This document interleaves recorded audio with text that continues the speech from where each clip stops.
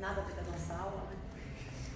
Antes de nós paramos da última aula, a gente conseguiu falar da nossa aula, não, né? Onde nós paramos na nossa aula? Tudo bom, meu amor? Nós estávamos falando sobre Babilônia e Jerusalém, não é isso? Nimrod foi, aí a gente começou a falar sobre... Eu vi que eu tenho anotado aqui, só não sei se é isso mesmo, a gente falou sobre tanta coisa. Onde eu falei sobre semente e sementeira. Onde nós paramos, né? Tá. Então, quando a gente fala que Deus dá a semente, que Ele prometeu aumentar a nossa sementeira e não o nosso celeiro. Quando a gente fala de semente, a semente a gente consegue vê-la crescer?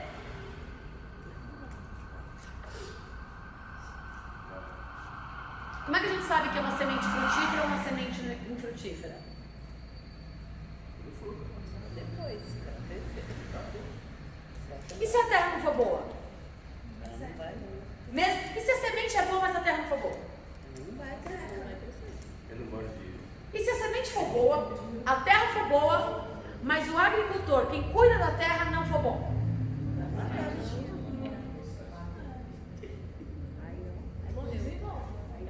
Caraca, então não adianta se a semente é boa.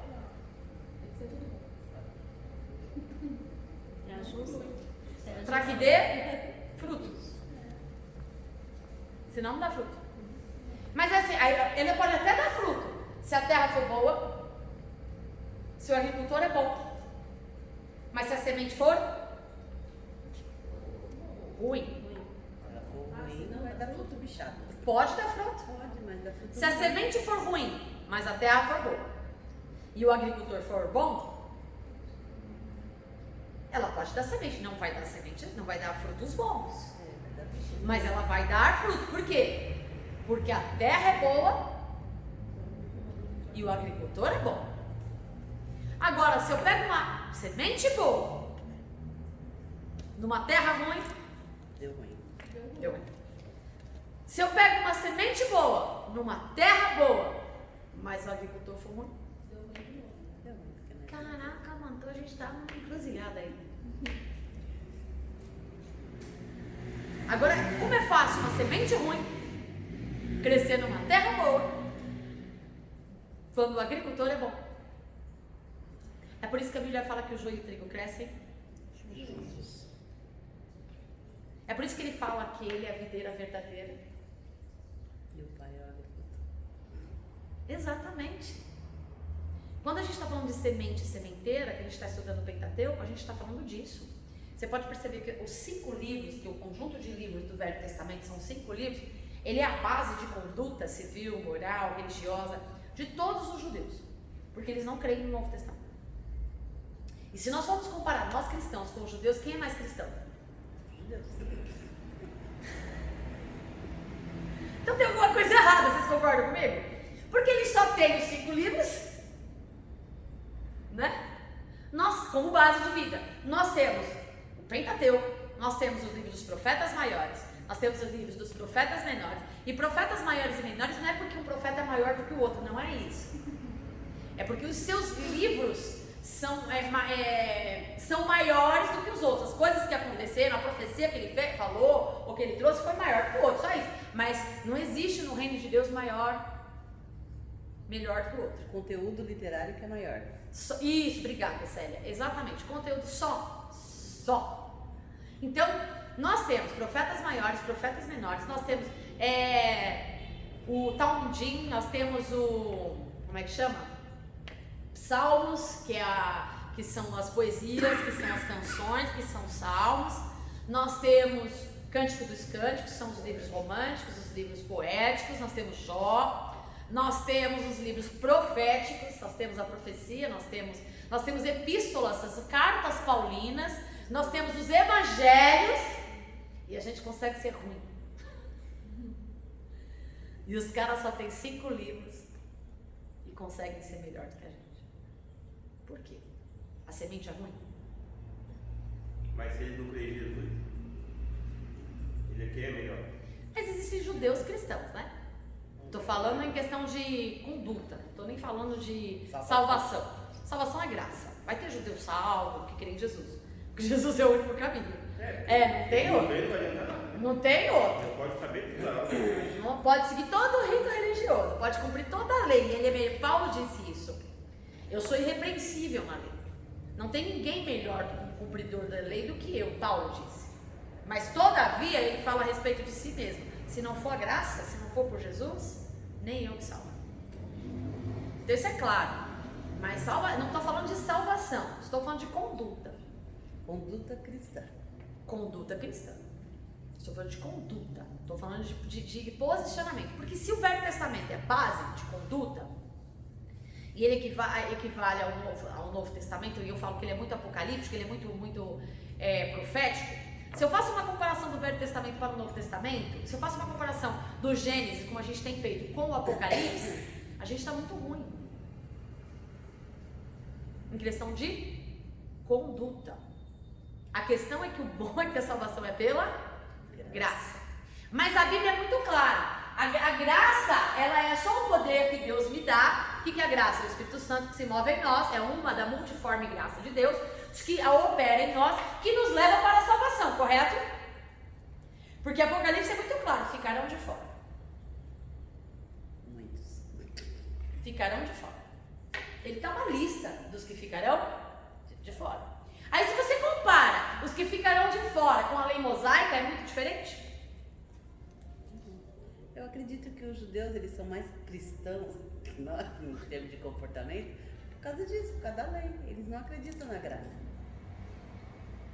Aí, Eles acreditam que pelas obras serão salvos. Uhum. E nesse negócio de conduta aí, eu já sou muito a favor que nem a tia Célia, porque a senhora já tentou entrar na religião deles? Não. Não entra. Claro que não, porque eles são rígidos. Então, já nós aceitamos as pessoas, então acho que nessa questão de comportamento em relação a amar o próximo, talvez eles não sejam tanto que nem a gente. Eu vou discordar de você, porque a gente muitas vezes aceita as pessoas não por amor, por conveniência, por interesse e por objetivos. Tô falando na conduta cristã, não pessoal. Então, mas na conduta cristã, o verdadeiro, baseado no que eles acreditam, eles não podem aceitar qualquer pessoa. Você pode entrar, mas você vai ter que se sujeitar a todos os pré-requisitos daquilo que eles acreditam. O evangelho, embora seja uma porta aberta para todos, o verdadeiro evangelho não é diferente. Você vem como está, mas você não pode permanecer como está. Mas não depende da A gente. diferença é que eles vivem debaixo de lei. O que é lei? São regras. Você quer seguir? Você vai ter que seguir as regras aqui, senão você não faz parte do meu clã. E não tem problema. Só que você não faz parte do meu clã. Agora, o evangelho a gente aceita qualquer um no meio do nosso clã. O joio, o lobo, as raposas. Aí eu te pergunto, em até que ponto isso é bom?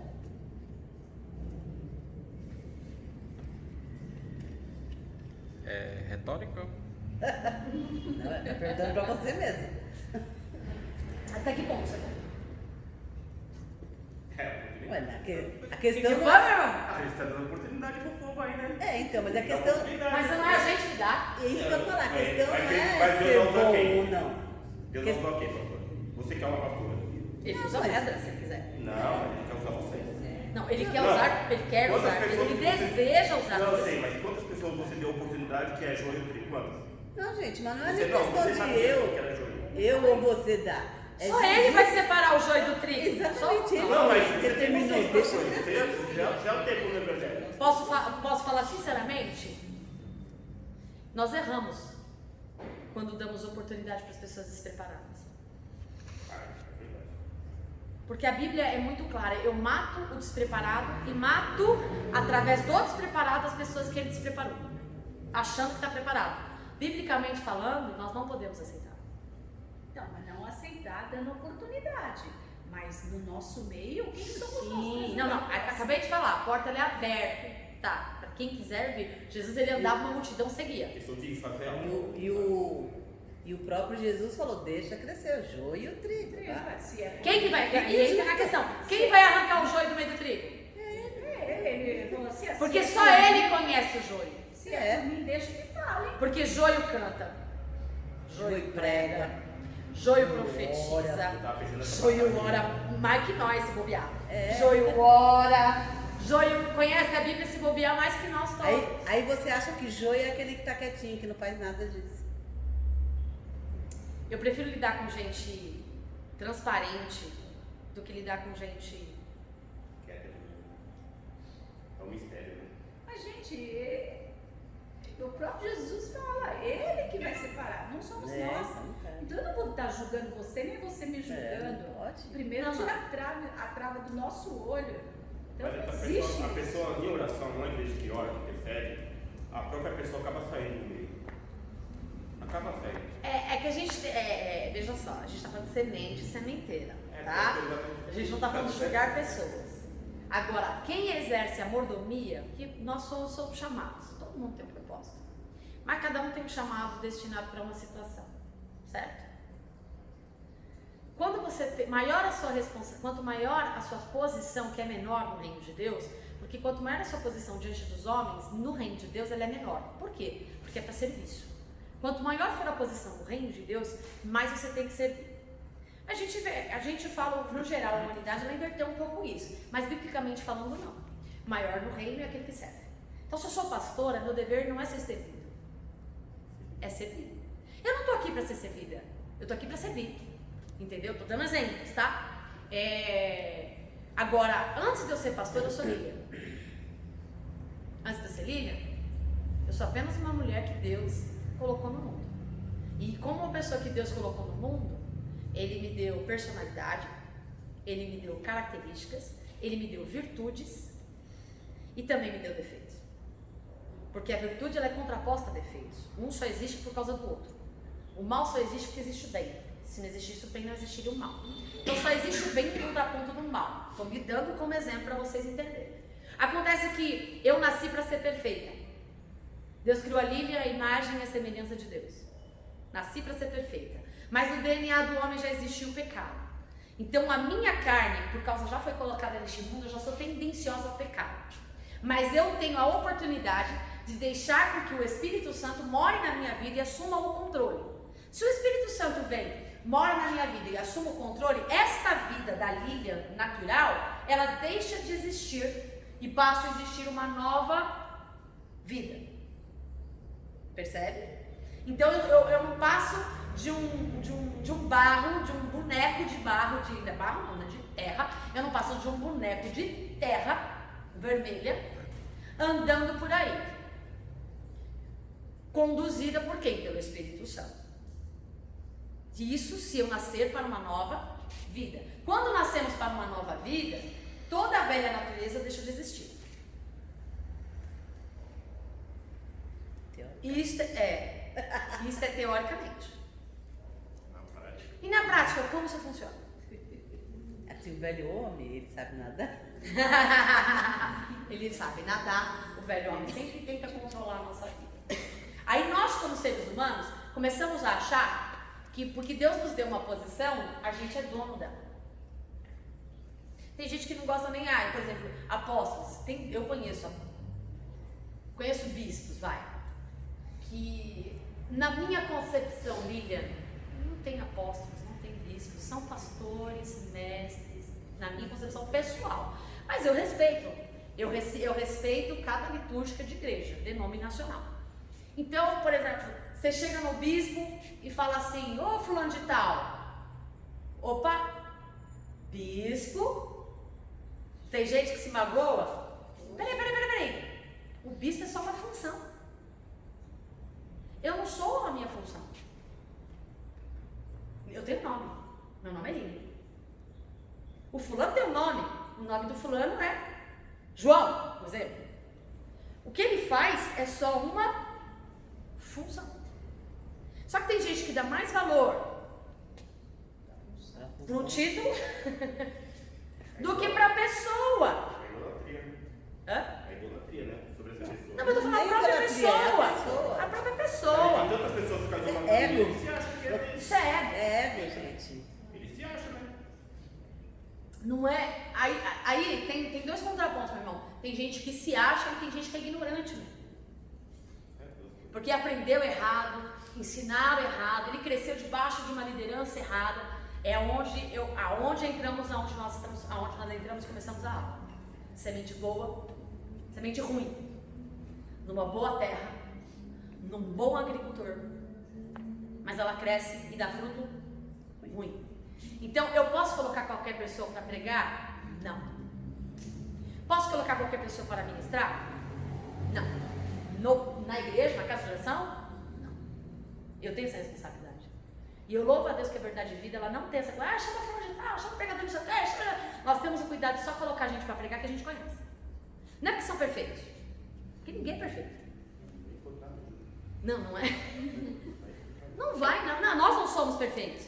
Mas veja só, existem várias lideranças por aí, várias visões de reino. Se eu trago uma pessoa que é completamente diferente da nossa, o que vai acontecer com as pessoas da igreja? Dividir, é confundir. É confundir. Entendeu? Agora nesse quesito, Timóteo, você que conhece de cor e salteado, o que Timóteo fala? O que Tiago fala? O que Coríntios fala? A respeito dos líderes, a respeito dos homens, dos obreiros. Estevão, quando foram estabelecidos os obreiros em Atos dos Apóstolos, o que eles falam a respeito dos homens? Para serem separados, para estar na liderança da igreja. Entendeu? Então eu não posso sair por aí colocando a mão na cabeça de alguém, falando, hoje vamos ungir, porque ele segue, está na igreja todo dia, porque ele segue todo, ele é um bom obreiro, ele serve na obra, ele faz isso. Não é isso que te qualifica. É claro que se você é um homem, se você tem chamado, o que nos qualifica para a obra do Senhor é a vocação. Não é o trabalho que a gente exerce. Você é um cara vocacionado, eu falo isso sem medo de errar. Você é vocacionado ao evangelismo. Se eu botar você para pregar como pastor, não vai rolar, porque tu não é pastor, você é evangelista. Então mesmo que você se torne um pastor, que eu creio nisso, você vai ser um pastor evangelista. Demorar. Não sei. Só sei que se eu colocar a mão na tua cabeça é porque realmente Deus falou, bota a mão na tua cabeça. Você está entendendo o que eu estou querendo dizer? É por isso que eu vou comentar alguma coisa aqui, mas não é. Tem uma pessoa aqui que ele era casado com uma moça lá da igreja, ele se separou dela. Só não cita nome, tá? Não vou citar nome. Deus me livre. Ele se separou dela. Aí ele largou a mulher com 3 filhos, casou de novo com outra pessoa, voltou para a mesma igreja e está pregando. Porque hoje, para o padrão da igreja, lembra que na minha aula anterior, como eu encerrei ela? E eu disse para vocês. Agora eu entendi porque você falou da semente. Agora. E eu disse para vocês gravarem no coração de vocês que vai subir pastores em púlpitos. Eu espero que nunca na nossa. Pastores em púlpitos. Para dizer o que não é certo, que é certo porque a sociedade está dizendo que é certo. Porque hoje nunca na igreja, eu sou raiz, foi permitido pastores se divorciarem. Isso não é comum, a não ser realmente por adultério, que é o meu caso, tá, gente? Deixar isso claro, ainda aguentei 8 anos de traição, esperando Deus falar para dar, para eu poder biblicamente me tornar uma pessoa livre. Por isso, tá? Demorou 2 anos de casar. Enfim, acho que um ano depois ele casou. Meu divórcio saiu, logo em seguida ele casou. Para vocês entenderem, antigamente, pessoas divorciadas, ok, quem é chamado, independente da coisa, continua. Mas peraí, casar de novo?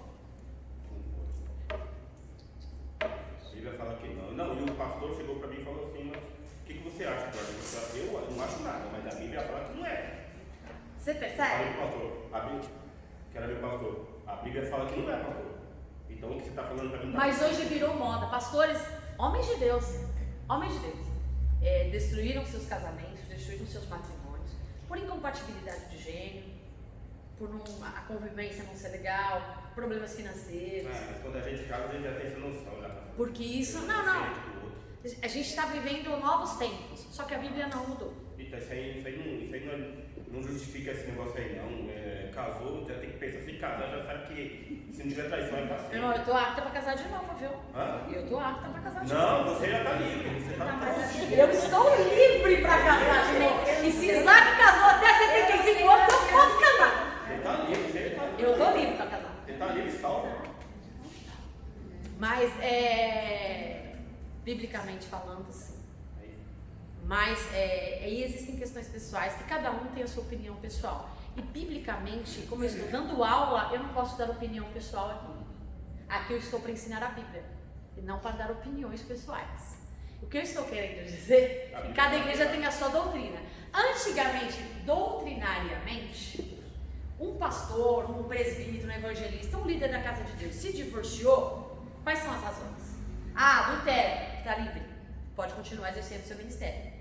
Tranquilo. Mas, por aí, comparar, digamos assim, a Tati é casada com o Tiago, são líderes da casa do Senhor, eles brigaram, não conseguem mais conviver junto, eles são obrigados a viver junto? Biblicamente, sim. Mas socialmente, são obrigados a conviver juntos? Não, separa. Diante de Deus, eles podem continuar debaixo da graça do Senhor? Sim, se continuarem solteiros. A partir do momento que ele ou ela casar com outro, eles se tornam prostitutos e com quem eles casaram também se tornam prostitutos. É isso que eu falo, é o que a Bíblia fala. Então não tem mais ou menos. Então eu digo o seguinte: aguenta até o final da vida. Pode ficar solteiro.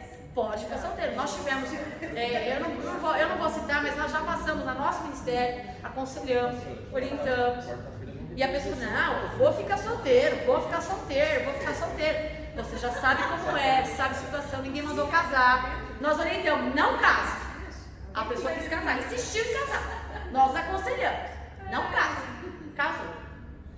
Agora você vai. Orientamos. Então o que aconteceu? Essa pessoa, ela perdeu a posição dela de poder exercer seu ministério diante de Deus. Continua sendo chamado? Continua, porque uma vez chamado, você está chamado. Vai exercer, só que como é que você vai ministrar sobre a vida das pessoas?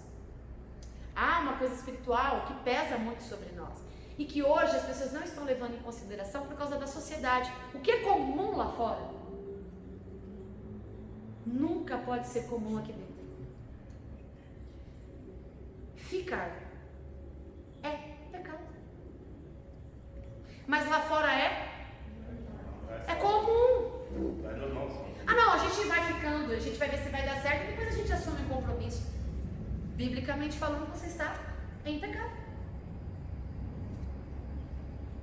Se você não tem a pretensão de se relacionar com alguém para casamento, não vou me relacionar para casar, não, para isso é namoro. Namoro para você conhecer a pessoa, namoro para você saber quem a pessoa é, conhecer. Eu sou completa, eu vibrei quando o pastor André disse isso, eu sou a favorzaço. Conhecer família, se precisar, gente, eu tenho acesso ainda à Polícia Federal, a gente procura todos os antecedentes da pessoa. Antecedentes criminais, tô brincando. Mas é sério! É sério! Segundo o pastor Cláudio Duarte, ele fala que você vai contratar um funcionário, que você pode demitir amanhã ou depois, você busca antecedentes criminais, pede referência de por exemplo, empresas, tá, e você olha pode só, demitir depois de 3 uma meses. pessoa que namora 10 pessoas na igreja, vou falar um exemplo, tá? Tá falando de semente e sementeira. Um jovem aí que é moda, né? Eu nasci na igreja, gente. Então as experiências maiores que eu tenho é na igreja. Então, música principalmente. Todo músico entrava uma menininha nova da igreja. Aí o que acontece? O camarada ficava com todas as meninas da igreja. E a mulher não está longe disso, não. Tem mulher também que fica com todos os homens. Hoje em dia, né, é uma coisa assim, que eles acham que é normal. E não é. Então eu estou falando o que acontece. Quando tá vivendo essa vida, as pessoas do mundo estão olhando para a pessoa, para dentro da igreja, e está vendo o quê? O O mundo. Mas não está sendo ensinado? A terra não está sendo boa? O agricultor não está sendo bom? Mas a semente é ruim. Por isso que se o grão de trigo não morrer, se o grão de trigo lançado na terra não morrer, Se o grão de trigo lançado na terra não morrer, nova vida. Nova vida. Isso é nova vida. Eu não posso vir para a igreja achar que eu posso levar a minha vida como eu levo a minha vida no mundo. Então o que acontece? Fica um outro aqui, fica um outro aqui. Deus fala assim, você é noiva de Cristo, pastora Sandra. Então vou usar a pastora Sandra porque a gente tem intimidade. Pastora Sandra, ela é jovem, tem uns 25 anos. Uau! A metade da idade dela. 30 anos atrás. Então, já é pra ser absurdo. 25 anos, namora todos os rapazes da igreja. Que chega. Mas isso não deu certo. Começa a falar mal do cara. Porque não deu certo, porque ele é isso, porque ele é aquilo. Aí fica com o outro. Mas esse aqui também não é bom. Aí eu líder, começo a questionar. Quem que não é bom? Será que são os caras? Ou é a semente que não é muito boa? A semente que quando caiu na terra não morreu, né? Então aí ela namora todo mundo. Aí, ok, beleza, fica todo. Primeiro também não peça testemunho, né? De Deus não tem nada ali. E aí, ok, mas esse cara é um cara. Namora, não conhece família, não sabe quem é, não tem projeto, não tem propósito, porque Deus não une pessoas, Deus une propósito. Qual o propósito da pastora Sandra? Digamos que entra um João aqui na igreja, os dois se apaixonam, a pastora Sandra se apaixona pelo João, né? E é o nome mais comum que eu conheço. Escolhe, seu favorado. O João, ela se apaixona pelo... Pastora Sandra é solteira, ela também pode casar. Pastora Sandra pode casar, ela é solteira, ela pode casar. Ela só foi noiva, não casou. Pastora Sandra pode casar. A Sandra não quer casar. Aí é outra história. Aí é outra história. Então o que acontece? Estou dando exemplo para a gente ficar bem claro essa questão de semente e sementeira, porque isso faz parte do Êxodo. Vocês já vão entender. Êxodo, passagem, segundo livro da Bíblia. E aí o que acontece? Aí a pastora Sandra se apaixona pelo João, o João se apaixona pela Sandra. Show de bola. Aí os dois, o João quer morar nos Estados Unidos, se estabelecer lá, o futuro financeiro dele e tal. E a pastora Sandra não, a pastora Sandra quer fazer missões. Vai fazer missões nos Estados Unidos. Não, o cara quer ir para os Estados Unidos se estabelecer financeiramente e morar. Pastora Sandra quer ir para pregar o evangelho. As nações. Ele mora e ela prega. Ele mora, sustenta. Eu te pergunto, vai dar certo? Sustenta, né? Já que é bom. Já que Assim, já São posso- propósitos de vida diferentes. Posso pensar já nesse cacho. o João já deixou de ser um Joãozinho, cara. Agora vamos sair da natural e vamos para a Bíblia, que é a mesma coisa. Agora todos nós, o Tiago é noiva, não se ofenda. Você é noiva. E Devaldo é noiva. O Vitor também é noivo. O Vitor também é noiva. Noiva! Todos nós somos noiva. Aí eu te pergunto, pastora Sandra fica com o João, fica com o Zé, fica com o Ricardo, fica com o fulano, fica com o Beltrano. Mas peraí, mas ela é Noiva. Como é que o noivo tá olhando pra ela? Nem tá. Não tá não, né? Que já desistiu Nem desse não, negócio. não, Vai ser essa daí? Mas eu tô falando, eu dei exemplos Essa aí não banais. aceitou a ajuda do meu amigo Espírito Santo. Eu dei exemplos banais para explicar como que é a nossa vida é diante de Deus. É exatamente assim. Se eu sou noiva, eu tenho uma aliança, eu tenho um compromisso. Eu não posso sair por aí me envolvendo com outra pessoa. O meu nome tem que valer alguma coisa. Não é por causa do meu nome. Mas que fique bem claro uma coisa também, né? Não é só em relacionamento, adultério. Claro que No não. quesito noivo, filho, é financeiro, Eu acabei de falar, meu nome tem que valer alguma coisa. Não é verdade? Porque a pessoa acha que pecador é o que cometeu adultério ou que é homossexual e esquece dos pecados. Não, existem homossexuais que serão salvos, porque são homossexuais, mas não praticam a homossexualidade. Por quê? Porque o evangelho é renúncia. Tá lutando contra o pecado. Então ele está lutando contra o pecado. Ele... Pecado não é como qualquer outro, é um pecado. Existem outros pecados também. Sim, não, mas sim, pecado é pecadinho, pecadão, não tem pecadinho, nem pecadão, é pecado. um Tô dos dando exemplo. pecados. É porque a gente, nós, principalmente nós religiosos, temos um péssimo hábito de olhar só para os defeitos visíveis. Exatamente. Mas, gente, se é tem onde defeitos entra o joio. visíveis, Você só acha que quanto joio é mais os invisíveis. Por isso que eu comecei a falar de semente. Quando você vê o fruto, você já conhece. Eu disse isso, quando você conhece o que é semente. Quando você vê o fruto, você já sabe se a semente é boa ou é ruim. Mas quando você não vê fruto, o negócio escondido. Então tá cheio de gente, por exemplo banal, cheio de gente homossexual dentro da igreja, mas que não pratica, não vive na prática. Por quê? Porque fez uma escolha. Evangelho não é vir para o evangelho para viver o que eu acho que eu tenho que viver. É vir para o evangelho para viver o que a Bíblia diz que eu tenho que viver. Então o evangelho é renúncia. É assim mesmo, né? Então é tudo, tá, ok, mentira, eu sou uma pessoa desonesta, gosto de comprar, não faço planejamento, fico devendo, depois passa 5 anos, um absurdo, vou lá e ainda dou testemunho na igreja. Pecado. Compro e não pago. Pecado. Coma ovo com pão, mas não deva nada a ninguém senão o amor. É o que a Bíblia diz. Entende? A Bíblia fala assim que tudo que passar do sim ou não é procedência. Se eu der minha palavra para alguém, eu tenho que honrá-la mesmo que isso me cause prejuízo. Você percebe? Vou dar um exemplo besta. A gente foi fazer esse forro aqui na igreja, né?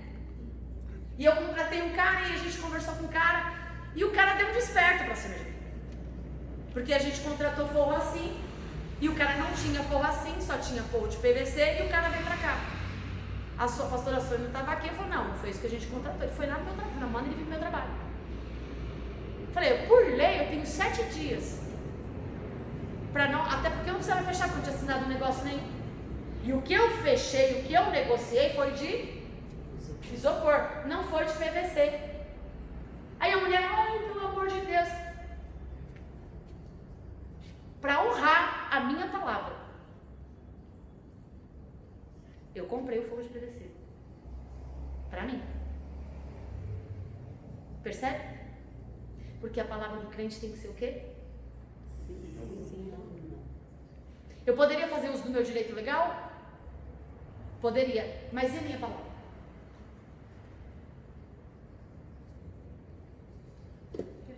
Então a gente tem que ser honrado, mesmo quando a gente toma Você percebe? Gente, pensa você que não gosta de forro de PVC. Sou eu.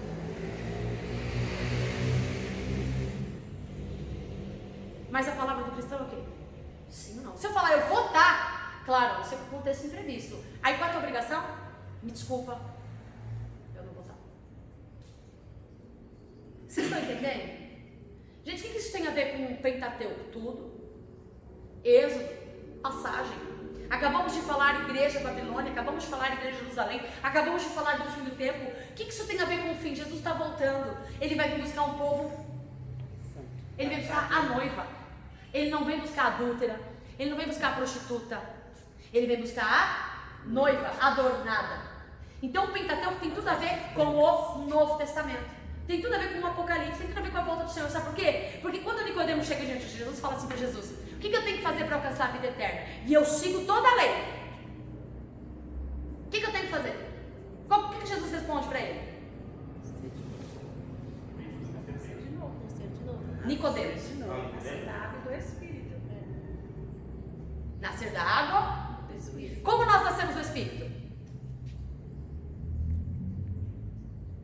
Nós já aprendemos isso, não. Já aprendemos sobre isso. Gente, eu não estava nessa aula.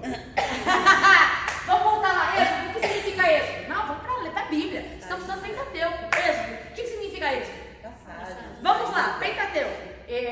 Gênesis, origem, Êxodo, Deuteronômio, Levítico, Vaikra e o Números. Tá? Não na ordem. E o que acontece? Então, se eu traduzir isso, Deus conduz o seu povo ao deserto para revelar a sua. O que é Pentateuco então? É Deus conduzindo o seu povo ao deserto para revelar a sua. Nós estamos vivendo no quê? Novo Testamento, igreja, época da graça. Deus vai nos levar aonde? A Nova Jerusalém. Vou traduzir de novo, o Pentateuco, ó. Deus leva o seu povo ao deserto para revelar a sua.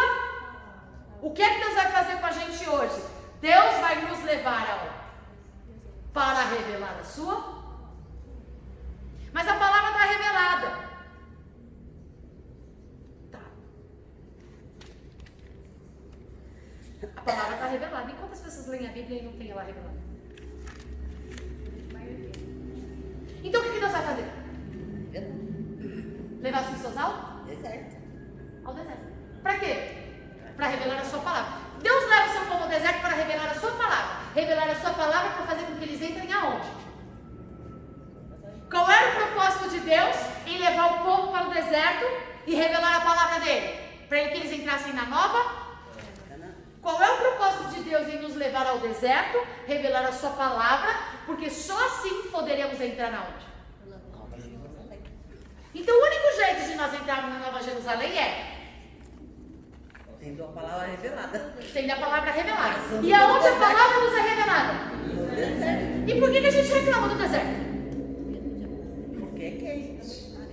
Porque a noite é fria. Porque de dia é quente. Porque a noite é fria. Porque essa geração ensina que deserto é lugar de dor, de sofrimento. Deserto é lugar de ensinamento. Isso mesmo, Deus te revelar. Ai, deserto. Você pode falar, eu estou passando por um deserto, meu irmão. Glória a Deus. Não. Essa geração fala isso. Glória a Deus.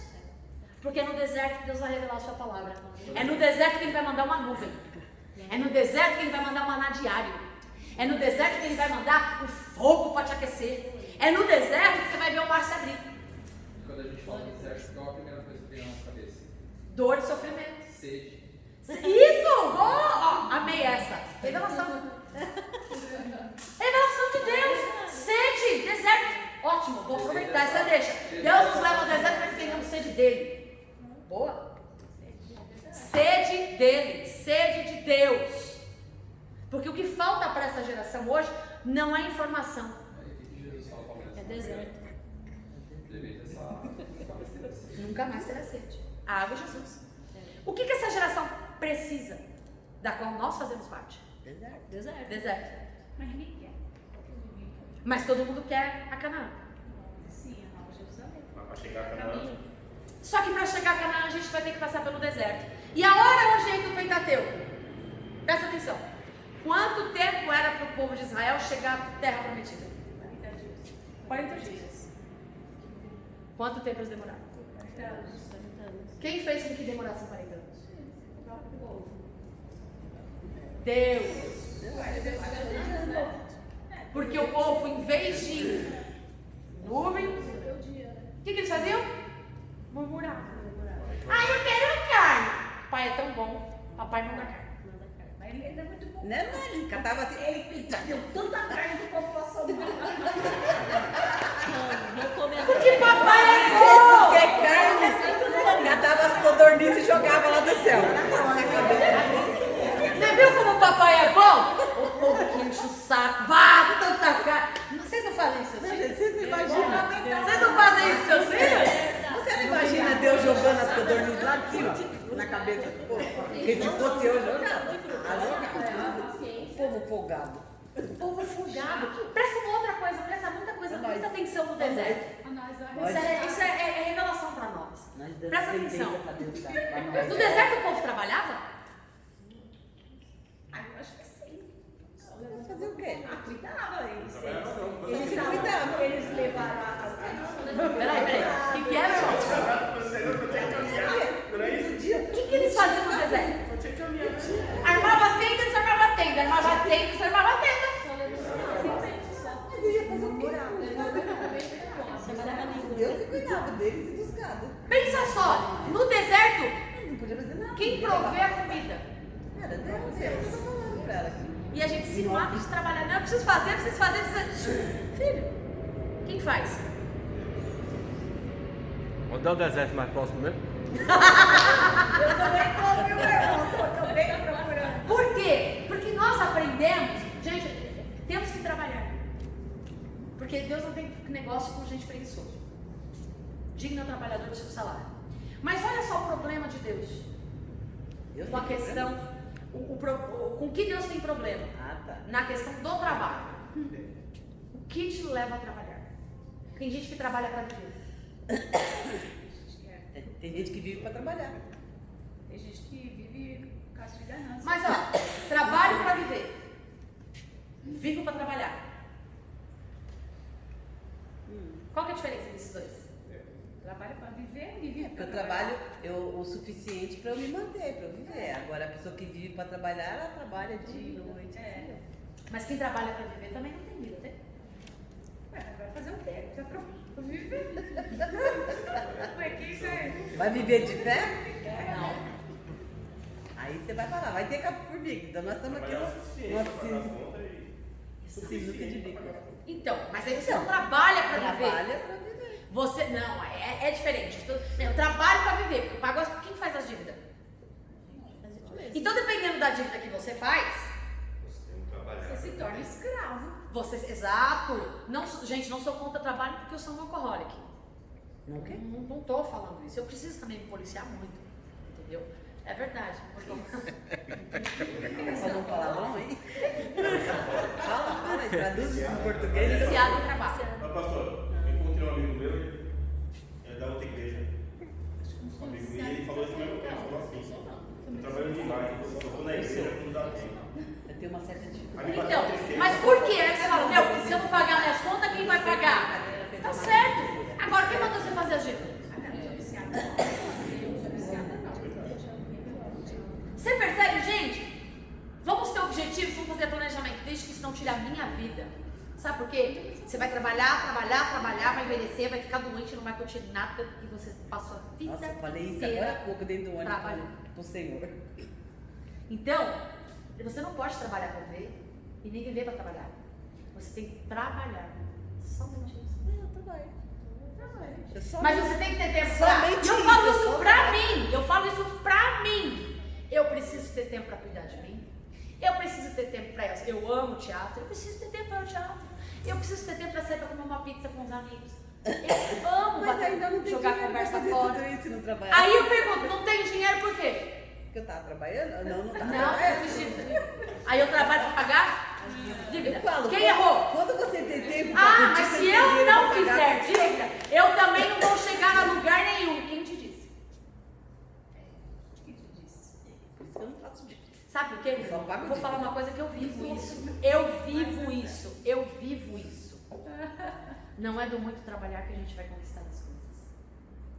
Gente, eu amo tanto trabalhar que eu desci debaixo de uma chuva do ônibus para comprar cola, preocupada. Não tem porque problema trabalhar. Gente, pelo amor de segunda-feira Deus, trabalhem, eu ia ter cola no estudem, serviço. entendam, por favor, que eu tô falando. Eu não me dou com gente Fiquei me preguiçosa. xingando, né? Eu não me dou com gente, não consigo lidar com gente preguiçosa. Eu não consigo lidar com gente que não gosta de estudar. Se eu tenho dificuldade, É, Paulo. eu tenho dificuldade. Jesus, o maior exemplo é que ele só chamou trabalhador. Pra ter Chamou discípulo dele. trabalhador. Não tinha nenhum dormindo. Até o cobrador lá. Mas olha a proposta de Jesus. Larga tudo e vem. Larga tudo. Temos um Mas aí vai cobrador. trabalhar. Né? Então, gente, trabalhar com inteligência. Porque o povo do deserto armava a tenda, desarmava a tenda. O povo do deserto às vezes assava um pão, fazia alguma coisa. Aliás, Deus mandava pão até do céu. Aí eu vou dizer um negócio pra você. Era cru? Deus provia tudo pra eles. A roupa não se desgastava. Porque Deus provia tudo pra eles. E ainda assim, eles reclamavam de tudo que eles tinham. Tinha que assar. Qual é o nosso problema? Reclamamos do que temos. E enquanto vivemos uma vida reclamando do que temos, vamos continuar andando no deserto. Esse pecado Isso em todas as áreas da nossa vida. A gente está falando de pecado, a gente está falando... Gente, amor ao dinheiro é pecado. Gente nem gananciosa ele me ama pelo jeito. é pecado. É pecado. Aí, eu sou gananciosa. Está na Bíblia. É pecado. Gente, você tem mais do que eu quero uma casa própria. Glória a Deus. Vou te dizer, se você ficar para a tripulação, vão ficar com a sua casa própria, tá? Ótimo, Eu tenho trabalhe casa para própria, isso. quem Mas quiser. trabalhe de uma forma que isso não afete a tua saúde. Não afete Se a quiser tua ficar com a minha casa família. própria depois da batalha. E você possa desfrutar do bem do Senhor, porque você não sabe se você vai viver amanhã. É isso mesmo. Estou esperando só É uma isso. aposentadoria. Agora, quando Deus chamou pessoas, ele chamou pessoas que estavam trabalhando. Pessoas, porque não era porque estavam trabalhando, porque elas eram esforçadas. Elas eram comprometidas. Preguiça. Lidar com gente preguiçosa Eu tenho dificuldade também. Eu tenho muita dificuldade. Então, assim, Deus chama pessoas que têm propósitos de vida. Então, Deus chama pessoas que têm propósito de vida. E Deus chama pessoas que estão dispostas a se comprometer. Deus chama pessoas que têm propósito, que estão dispostas a abrir mão do propósito para segui-lo. Então, eu estou falando do propósito de Deus, não dos nossos propósitos. Então, a pessoa que está trabalhando, ela tinha um propósito. Então ele chama. Gente, mas sabe, o que é lindo em Deus é assim, quando a gente atende ao propósito dele, ele conhece o nosso coração. Ele vai lá e provê tudo. Põe pausa, né? Vocês entenderam isso? Quando Deus tira o povo de Israel do Egito, ele dá uma ordem para o povo. Olha só como Deus é extraordinário. Deus fala para ele assim, antes da última praga dos primogênitos, ele fala para todos os hebreus, vai na casa de todos os vizinhos. Foram 430 anos o povo de Israel trabalhando sem receber um salário. Foram 430 anos do povo de Israel trabalhando como escravo, sem ter folga, sem ter descanso, sem nada, escravo no Egito, trabalhando. Como Deus é justo, tudo isso é para formar da Bíblia como Deus é justo. Antes da última praga e para a terra que mana leite e mel, porque Deus falou para o povo hebreu, bate na casa dos vizinhos. Você vai pedir para eles te darem todo o ouro, toda a prata e todo o bronze. O que ia fazer com que os egípcios fizessem isso para os hebreus? Só Deus, né? Todo o salário de 430 anos que não foi recebido foi remunerado na saída deles do Egito para a terra que mana leite e mel. Então eu digo para você, a melhor opção, sirva a Deus. Sirva a Deus. Mas siga o propósito dele. Porque mas eu estou escravizado, estou subjugado, meu patrão é uma porcaria, o povo está me... Não! Aguenta. Suporta. Porque no tempo de saída vai ter galardão para você. E o galardão para você não é seu mérito. Percebe? É o que o papai decidiu dar. Para que você pudesse adorar. E Faraó falou, vocês não vão levar nada. Não, pode ir embora, mas não vão levar nada. Mas Deus já tinha dito que ia levar Deus tudo. falou, não saio sem os despojos. Foram com tudo. Tanto que os infelizes fizeram bezerro de ouro no meio. Tanto ouro que tinha, né? O povo é tão tapado que fizeram bezerro de ouro. Mas a gente faz isso o tempo inteiro. O que isso tem a ver com êxodo? Isso tem a ver com passagem. Passagem. O que o êxodo representa para o Novo Testamento, em comparação ao Novo Testamento? Exatamente isso. Saída do Egito, entrada na terra de Canaã. Foi fácil a saída do Egito para a terra de Canaã? Era para ser 40 dias. Durou 40 anos. Quem fez tudo isso? Deus. Por quê? O povo não aprendeu. E tem mais. Todo aquele povo que tinha a promessa de entrar em Canaã, quem dele entrou? Josué e Caleb. Nem Moisés. Josué. Por quê? José entrou? Por que só Josué e Caleb entraram? Porque só eles acreditaram de verdade.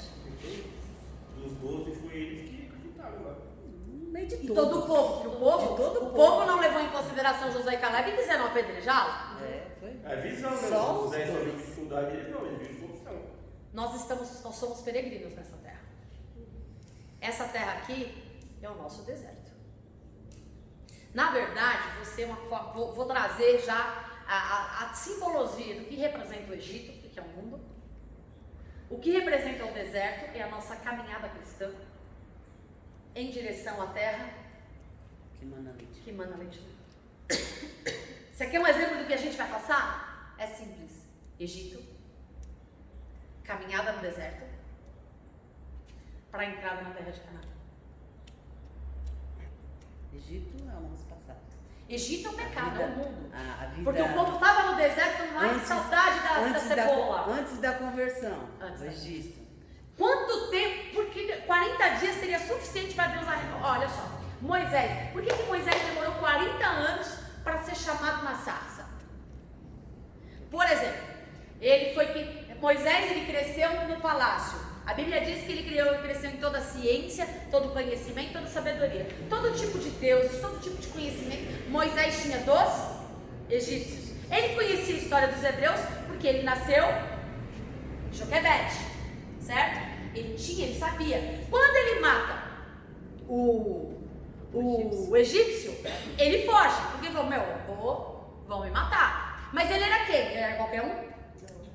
Ele era um egípcio. Quando ele chega na casa de Jetro era sacerdote, viu, gente? Quando ele chega na casa de Jetro, sacerdote de Deus, ele chega lá, ele se casa com a filha de Jetro, e ele é chamado por quê? Egípcio. A filha de Jetro se casa com um egípcio. Mas Moisés era egípcio? Qual era a identidade de Moisés? Mas ele foi reconhecido como? Por quê? Ele foi criado ali.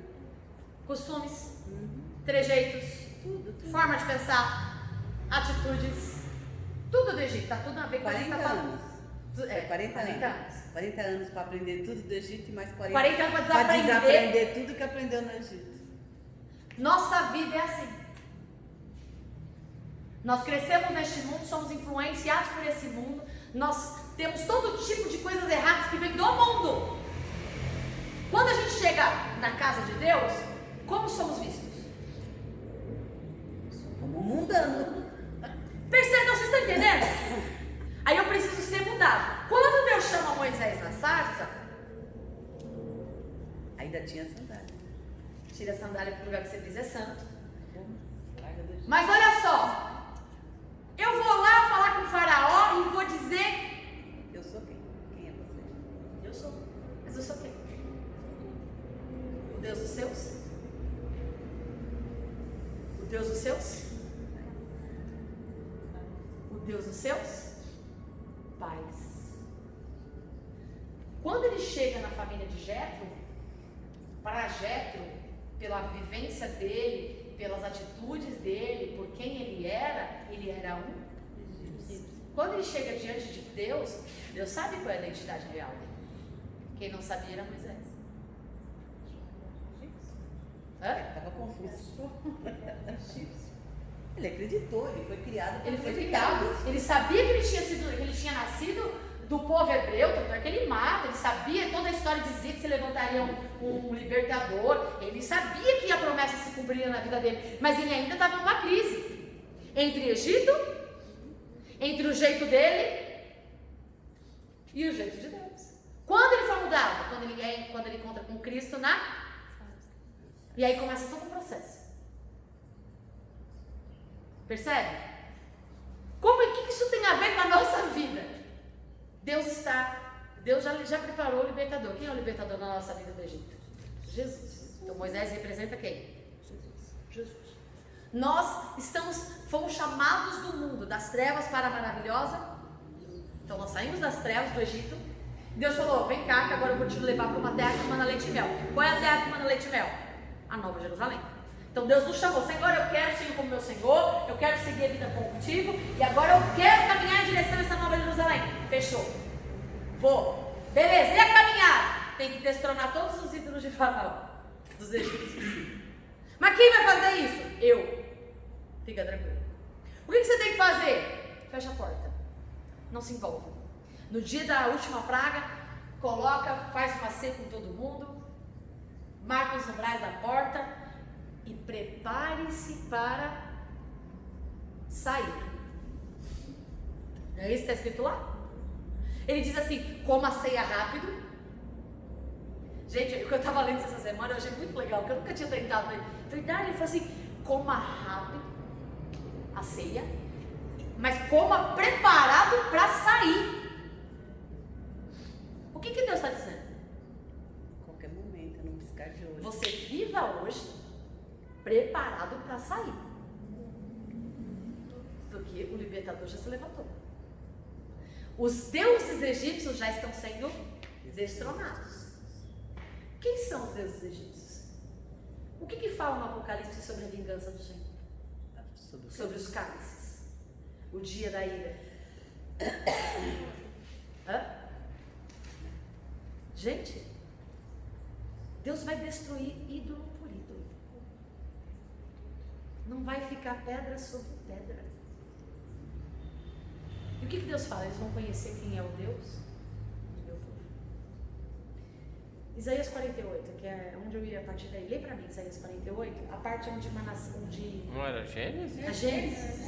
Gênesis. Eu tô em Pentateuco falando de Isaías. Gênesis 48, que fala sobre a bênção de... Calma, gente, eu sei que eu tô dando muita informação. E eu vim com a aula preparada, um monte de coisa pra falar e não consegui falar.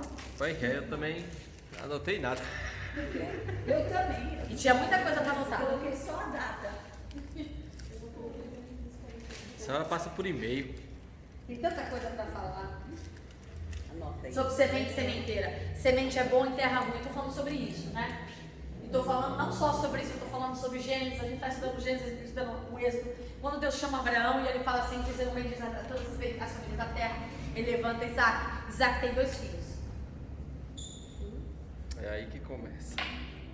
Quando começa uma grande nação? Quando nasce o povo de Deus? Quando nasce a nação escolhida? Isaac. Hã? Isaac. No filho, na descendência de Isaac. E aí, Isaac ele tem 2 filhos, Esaú e Jacó. Quem nasceu primeiro? Esaú. Quem foi gerado primeiro? Esaú. Quem foi gerado? Aí eu não sei. No coração de Deus, Jacó, né? Que era o... Gêmeos. Não é isso? É. Gerado. Parto normal, porque não tinha cesariana. Isso eu já não sei. Quem foi gerado primeiro? Geralmente quando o filho já é Então, fica os aí dois juntos? entra um contraponto. É quem vai adivinhar. São gêmeos, mas hoje em dia a medicina fala univitelíneo e não. Então, tem que ver. Mas naquela época não tinha essa ciência. Agora hoje a ciência pode dizer, peraí, que não necessariamente o filho que nasce primeiro do parto normal é o filho que foi gerado primeiro. Porque na verdade ele saiu primeiro. Mas quem foi gerado primeiro foi o que saiu depois. Já foi. Daí, Só que naquela época não tinha essa ciência. muita coisa aí também, né? Então, peraí. O menor servirá o maior, mas ele não fala que o primogênito vai ser o... Ele não diz. Ele diz pra mãe dele que o menor vai servir ao maior, mas ele fala assim, em ti será gerado 2 grandes nações.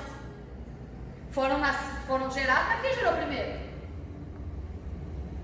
Quem saiu primeiro e quem que agarrou o pezinho lá pra... Peraí, bem assim que tu tá no meu lugar. Não é? Porque Esaú é peludo, significado. E Jacó? Não é enganador. Não é usurpador, significado da origem do nome Jacó. É aquele que agarra. Esse é o nome de Jacó. Agarra as oportunidades. É aquele que agarra. Ele não é aquele que engana. A mãe, eu esqueci o nome da mãe dele. Como que é o nome da mãe dele? Rebeca? Rebeca. Exemplo de mãe manipuladora. Exemplo de uma manipuladora. Exemplo de esposa manipuladora. Ah, mas mãe, porque o Esaú sai, ok, mas Deus já tinha feito uma promessa sobre serão 2 nações, grandes nações. Mas um menor, Ela não soube esperar, né? o maior servirá ao menor. Não quer dizer que o mais velho vai servir o menor, ou vai servir o mais novo. Não é isso. Não soube interpretar. Não, Deus não precisa da nossa. Tanto que a manipulação, tudo que ela fez, tudo que ela gerou sobre os filhos um grande problema. Um grande problema. Esaú foi desleixado. Ele trocou primogenitura por um prazer momentâneo. Gente que troca a promessa de Deus por um momento não é digno da promessa. Quer um exemplo? Esaú. E se fosse um prato de lavenda, né? Morre de fome, né?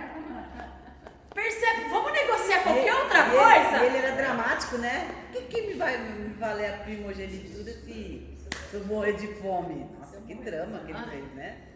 Enfim, Mas o que está representando? Está representando duas, gente, olha só como a Bíblia é clara, está representando duas grandes nações. Está representando duas grandes nações. Eu e você. Como assim?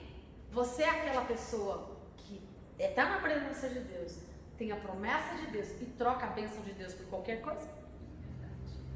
Ou você é aquela pessoa que está disposta a aproveitar todas as oportunidades que te vêm? Agarra todas as oportunidades. Deus já sabia o que ia acontecer, mas eu creio que Deus tinha outros planos, mas Deus já sabia o que ia acontecer. Deus, nós não somos marionetes na mão de Deus. Mas esses na realidade, esse não seria o plano de Deus traçado. Não, Deus tinha um Não é projeto. possível. Não, porque Deus não é assim. Deus não trabalha assim. Agora, Deus não ia querer que os dois brigassem, Deus não ia querer que os dois entrassem em o guerra. plano dele foi cumprido, porque ele é Deus, nenhum dos seus planos foram ser frustrados. Só que o caminho que foi escolhido, que muitas vezes a gente escolhe também, né, para se cumprir o plano de Deus na nossa vida, a gente escolhe os caminhos. E sofre muito. Até que Deus nos leva de volta, e é onde eu queria chegar, até que Deus nos leva de volta para o lugar onde a gente caiu. Entenda uma coisa, não adianta a gente querer dar jeitinho para Deus, para atingir o propósito. Deus vai parar você, vai levar você de volta, para começar do zero. Aí vou começar de onde eu parei. Não, você perdeu a oportunidade, vai começar de novo. Não tem essa, vou partir de onde eu parei. Não existe isso no Evangelho, não existe isso no Reino de Deus. Você quebrou? Não tem problema, filho, começa de novo, mas vai começar do zero. É assim que funciona o Reino de Deus. Ninguém começa do meio, é do início. E a Bíblia nos deixa claro, por isso que é importante a gente estudar os 5 livros. Então, olha a história. Ok, ele vai lá, a mãe dele manipula, se veste, faz, se entra lá, ele vai, ok. Ele recebe a bênção de primogenitura e tem que fazer o quê? Fugir.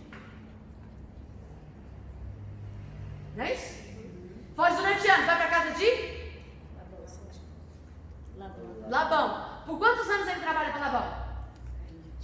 Porque para todo Jacó tem que existir um Labão na vida. 21 anos, né? 20 anos. 20 anos. Para todo Jacó tem que ter um Labão na vida. Pegou a visão, pentecostal? Essa é bom para anotar.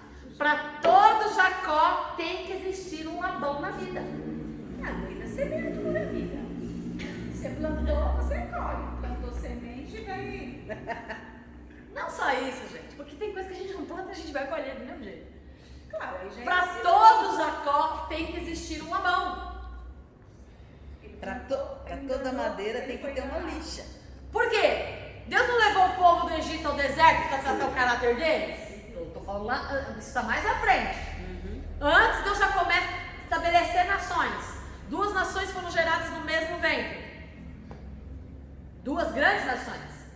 Ali começa Deus com o seu povo. Quem está dando um jeitinho, o povo de Deus abençoado, tenta dar um jeitinho para Deus e tem que fugir. Porque é precipitado. O outro simplesmente, abre mão.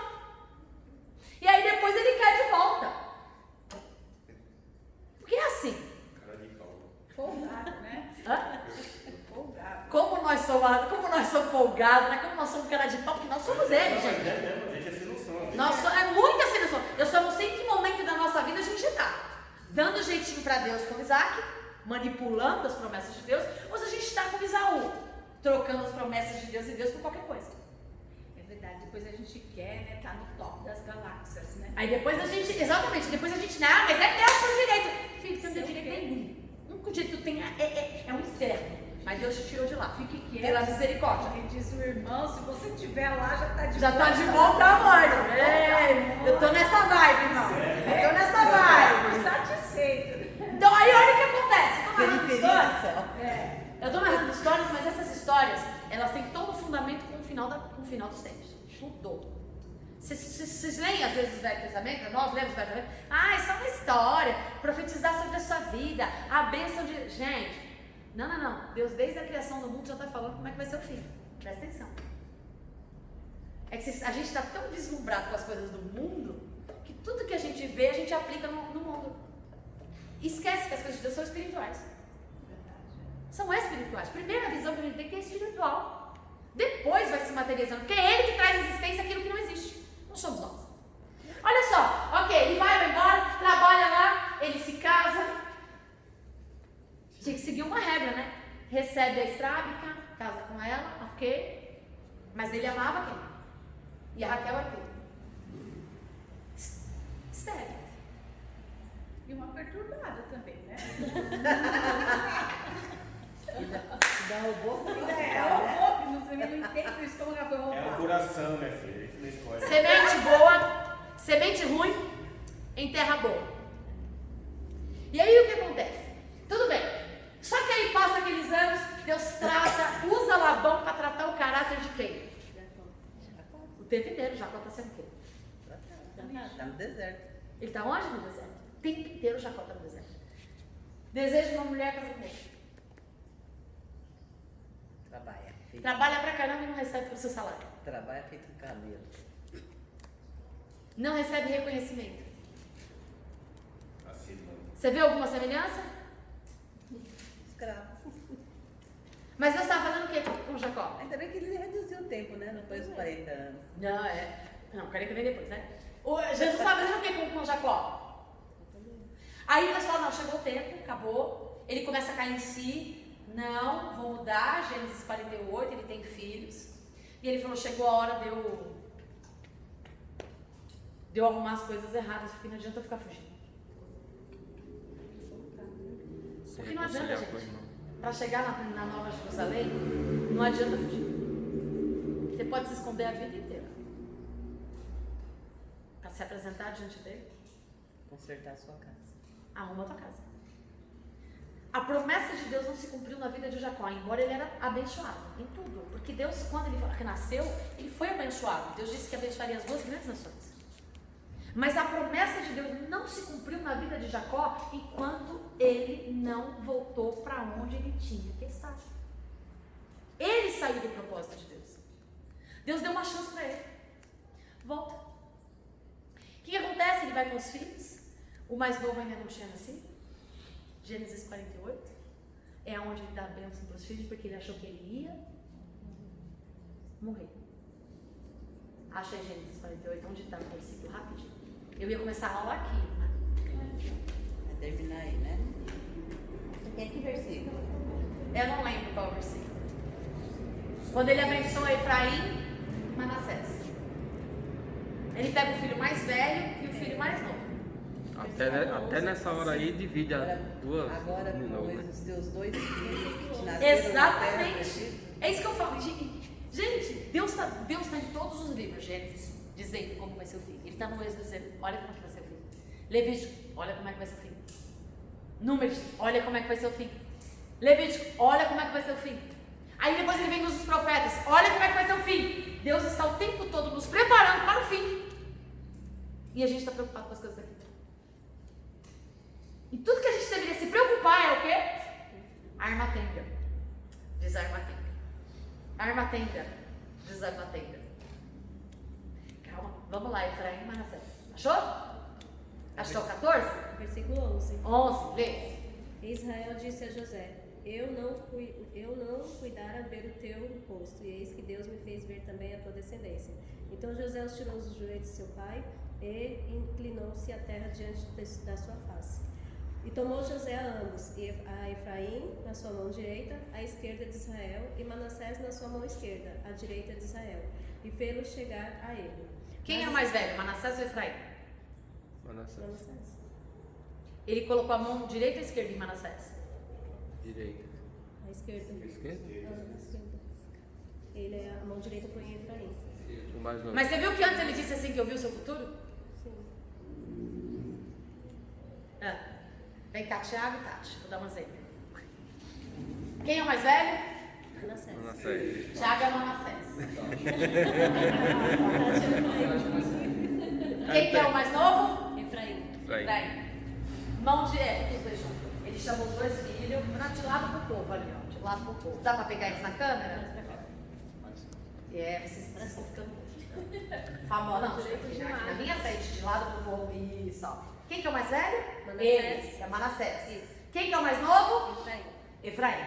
Pela lei, a bênção é da mão direita. Tinha que ser colocada sobre quem? Manassés. Manassés. O que a Bíblia diz que ele fez? A mão direita. Fica você aqui na direita e você vai para a esquerda. Isso. Você é o mais velho, você é o mais novo. Mão direita no mais velho, pela lei. Mão esquerda no mais Novo. O que ele fez? Mão direita. Sua mais mão novo. direita. Junto. Olha o que ele fez. Aí a Paty está muito bom. Olha o que ele fez. Você sabe o que isso representa? Obrigada. Abençoou o mais velho. Ou o mais Mais novo. novo. No lugar. Ele pegou o mais velho e o mais novo, estabeleceu a bênção junto, mas a bênção da primogenitura ele deu para o mais novo. E ele abençoou o mais velho, junto. Se eu inverter isso aqui, vai ficar o quê, né? Sabe o que isso representa? Quando ele abençoa o filho mais velho, o filho mais novo, de forma invertida, José o adverte. Lê aí. José fala, pai, você está fazendo errado. E olha o que o pai responde. Então, 15. E abençoou a José e disse: Deus, em cuja presença andaram os meus pais Abraão e Isaque, o Deus que me sustentou, desde que eu nasci até este dia. O anjo que me livrou de todo o mal abençoe estes rapazes e seja chamado neles o meu nome, e o nome de meus pais, Abraão e Isaque, multipliquem-se como peixes em multidão no meio da terra. Vendo, pois, José que seu pai punha a mão direita sobre a cabeça de Efraim, foi mal aos seus olhos, e tomou a mão de seu pai para transpor de sobre a cabeça de Efraim a cabeça de Manassés. E José disse a seu pai: Não assim, meu pai, porque este é o primogênito. Ponha a tua mão direita sobre a sua cabeça. Mas seu pai recusou e disse: Eu o sei, meu filho, eu o sei. Também ele será um povo, e também ele será grande. Contudo, seu irmão menor será maior que ele, e a sua descendência será uma multidão de nações. Sabe o que isso representa? Sabe aquela parábola que Jesus disse assim? Quando eu vim para salvar o povo, onde um dono de uma casa, um rei, manda chamar todos os magistrados, todos os homens importantes da cidade, todos eles recusam a festa porque todos têm compromisso, todos estão enveredados com as suas vidas. E aí ele fala assim, bem bravo, vai lá e chama todo mundo que você vê na sua frente e manda vir para a festa. Mas não quer dizer que pode entrar na festa de qualquer jeito, ele mandou chamar todo mundo. Mas para entrar na festa tem roupa certa para entrar na festa. Tanto que tinha um indivíduozinho lá que entrou com vestes que não podia entrar. O que aconteceu com ele, gente? Ele botou pra... Certo? Olha o que ele fez. Eu vim para os meus. Primogenitura. Os meus me rejeitaram. Somos nós. Vai sobre esse povo. Olha a bênção que está sobre nós. Lê de novo. Não é sobre Israel. É sobre nós. Mas seu pai recusou e disse: Eu sei, meu filho, eu o sei. Também ele será um povo e também ele Sim. será grande. Contudo, seu irmão menor será maior que ele, e a sua descendência será uma multidão de nações. Continua. Assim, Deus.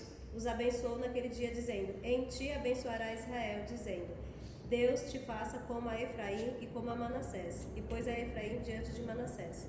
Depois disse Israel a José: Eis que eu morro, mas Deus será convosco, e vos fará tornar a terra de vossos pais.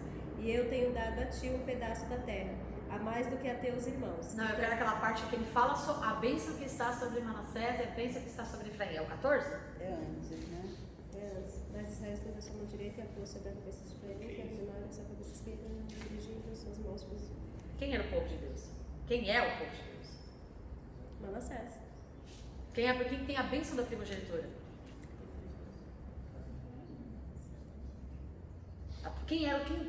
Para quem Jesus veio?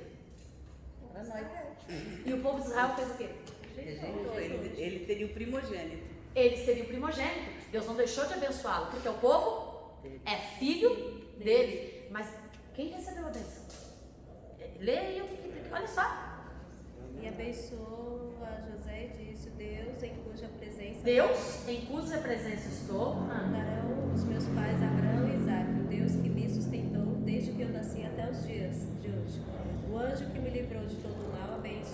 estes rapazes. Espera só um pouquinho. O Deus que me sustentou todos esses dias. Ou seja, seremos sustentados todos os dias. O Deus que me livrou De todo mal. de todo mal. Seremos livres todos os dias. Olha a bênção que está sobre a nossa vida. Continua. Abençoe estes rapazes e seja chamado neles o meu nome e o nome de meus pais, Abraão e Isaque, e multipliquem-se como peixes em multidão no meio da terra.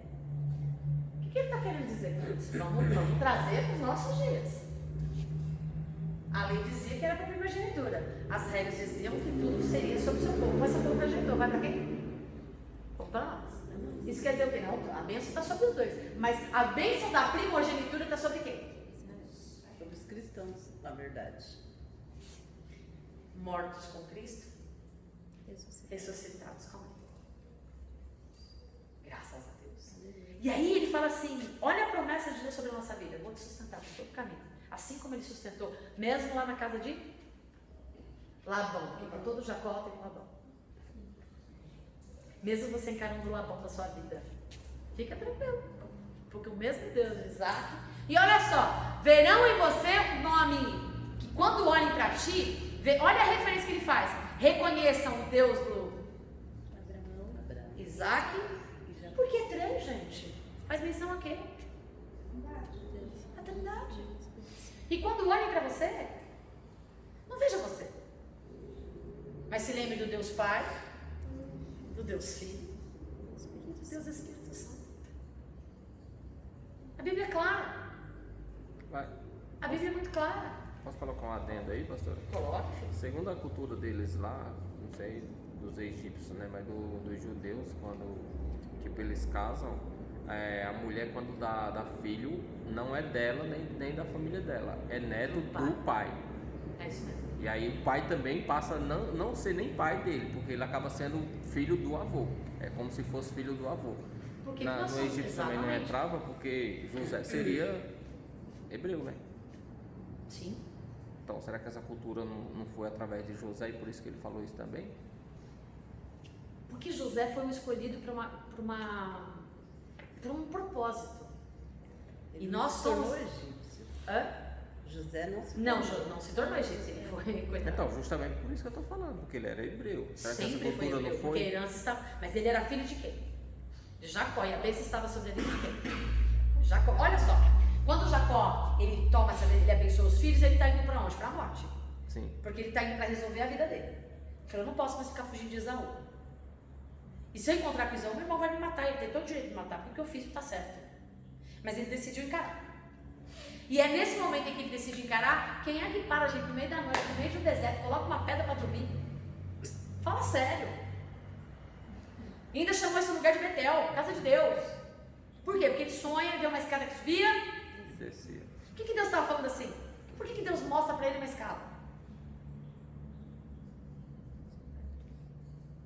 Deus está dizendo para Jacó o seguinte: uma escada que sobe, uma escada que desce. Deus está dizendo para Jacó assim: ó, até agora, tu estava só patinando na tua vida. Eu estou falando a nossa linguagem de hoje. Chegou a hora de você levantar nível. Chegou a hora de você começar a se aproximar. Porque a escada tocava o quê? Então chegou a hora de você começar a andar em degrau, chegou a hora de você se aproximar de Deus, chegou a hora de você mudar de estação. Por isso que ele disse, aqui será o lugar chamado de Betel. Mas foi quando ele estava indo para a casa de Labão, né? Que aconteceu isso, não foi na volta. Então na volta, mas ele volta pra lá. Na volta é a guerra com na o anjo. guerra Que é o Betel. Então é isso aí. Ok, então ele vai pra lá. Tá mudando de nível. Tá entrando no quê? Aqui ele luta com o anjo, ele fica Aí é onde manco, o anjo troca o desloca nome a tocha Ok? dele. Então a primeira vez, ótimo, não muda em nada a história. Ele vai pra lá primeiro, ele vai pra lá primeiro e vai pra lá bom é tratado, ok? Ele volta e Deus manda ele voltar onde? Indo pra morte. Na verdade, indo pra morte. Foi Egito. Não. Ele tá voltando no mesmo lugar que ele estabelece a pedra. Estabelece a pedra, e é verdade, é antes mesmo. É verdade, é antes mesmo. Já tinha estabelecido.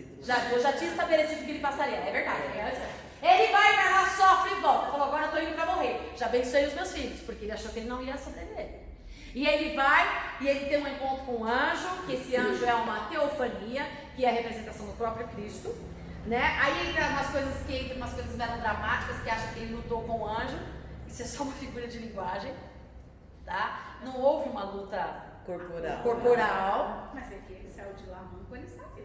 Porque Deus tocou isso. Exatamente. Mas não foi literal, eles não entraram numa briga. Até porque se ele lutasse literalmente com o anjo, ele não sairia de lá vivo. Eu acho que ficou com o dedinho assim, ó.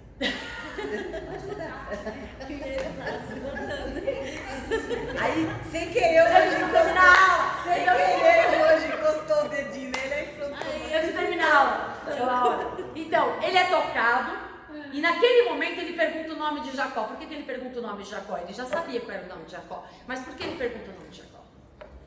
Porque ele enganou o pai dele falando que era Esaú. Hã? Não é? Tem sentido. Não ouvi. Porque ele enganou o seu pai. Porque quando o pai dele ia abençoar Esaú, a primogenitura, ele entrou. E foi a Rebeca que, né, fez o prato, tudo guisado e lá, e ele... Ele Aí perguntou ele quem é. perguntou o nome. Qual era o problema de Jacó? Qual era a crise de Jacó? Não, porque ele... Identidade o pai dele. dele Qual é a crise de perguntou, ele falou Moisés? que era Esaú. Identidade. Qual foi a crise de Adão no pecado? Identidade.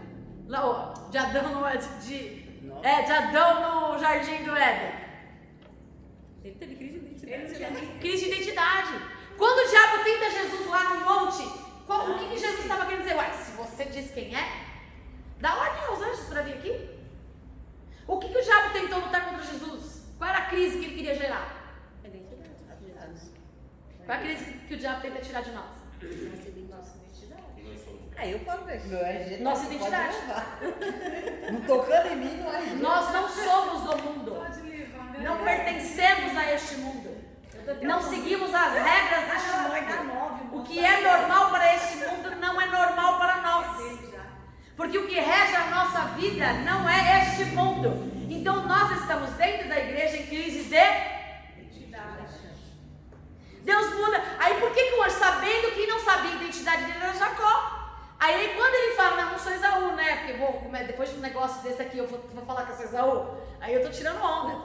Aí ele fala Jacó. Falou, não, agora você entendeu. Agora que você reconheceu quem você é, você não é mais Jacó. Agora você é Israel. Agora você é príncipe.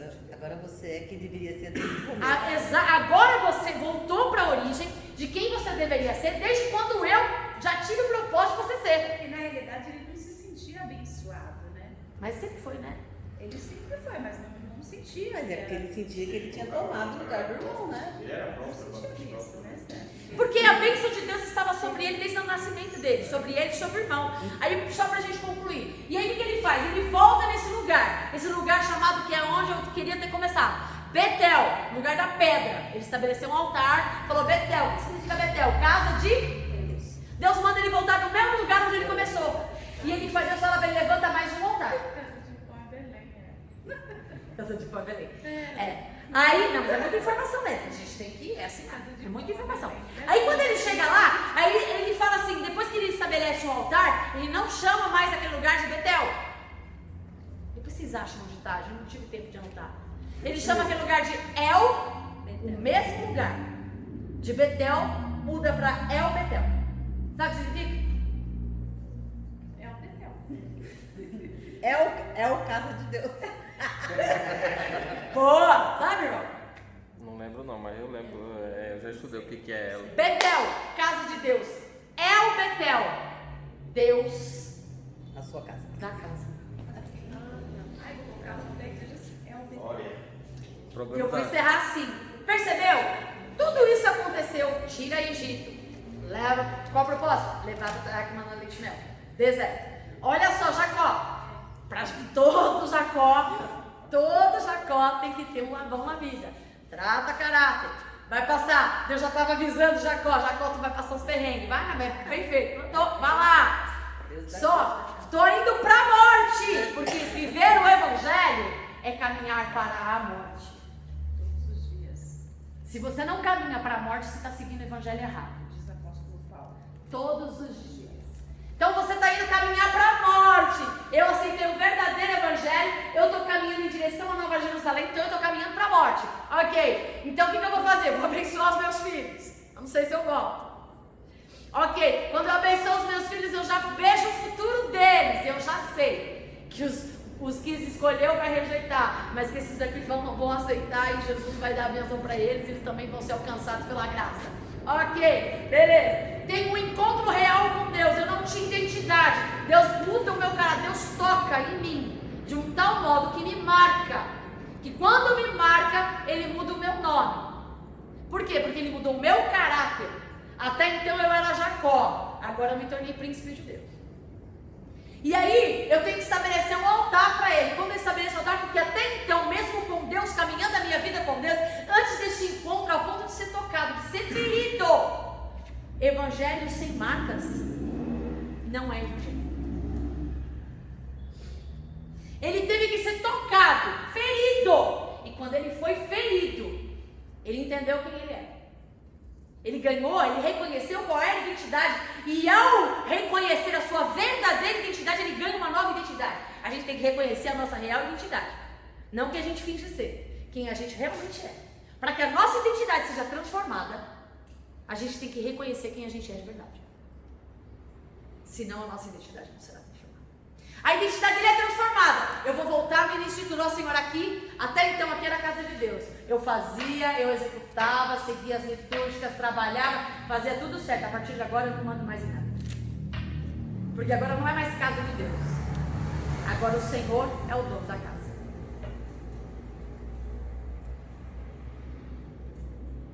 É o Deus da casa. Até então, eu fiz a casa de Deus. Eu estabeleci um altar. Eu estou na casa de Deus, ok. Eu faço do meu jeito. Agora eu fui tocado. Agora eu fui marcado. Agora eu fui transformado. Então eu vou levantar um altar. Vou levantar uma adoração. Mas reconhecendo que agora eu não estou mais na casa de Deus. Agora eu estou no lugar onde o Deus da casa está. O controle não é mais meu. Eu levantei o altar de adoração ao Deus da casa, não na casa de Deus. Eu me relacionei com a casa. Agora eu me relaciono com Deus da casa. Vocês conseguem entender a diferença? Muitos de nós só sabem se relacionar com a casa Com a obra de Deus. Uma obra de Deus e não com Muitos de nós acham que seremos reconhecidos pelo trabalho que a gente exerce na casa de Deus. Se você não se relacionar com o Deus da casa, todo o trabalho que você faz na casa de Deus, o homem pode até lá e da hora, mas o Deus da casa não sabe quem você é. Toda essa história, tudo isso, simplesmente para a gente entender o quê? Se a gente não se relacionar com o Deus da casa, se a gente não for marcado, se a gente não entender que a vida cristã é um deserto, que a vida cristã é processo, se a gente não entender que o nosso sustento é Deus, se a gente não entender que a nossa vida, se não estiver nas mãos de Deus, ela vai caminhar para morte e destruição. Se a gente não entender isso, a gente vai sempre ter um Labão na nossa vida. E fica trabalhando para Labão. Vira 7, 14, 16 e 20. Aí o problema é dele. Até que, mas ele entendeu. Jacó entendeu. Falou, não, eu preciso mudar. Foi quando ele caiu em si, é que ele decide, e ele saiu fugido de lá, né? Quando ele caiu em si, falou, não, eu preciso mudar. Se a gente não entender quem é a nossa identidade, Deus não transforma nós. Se não nascermos de novo,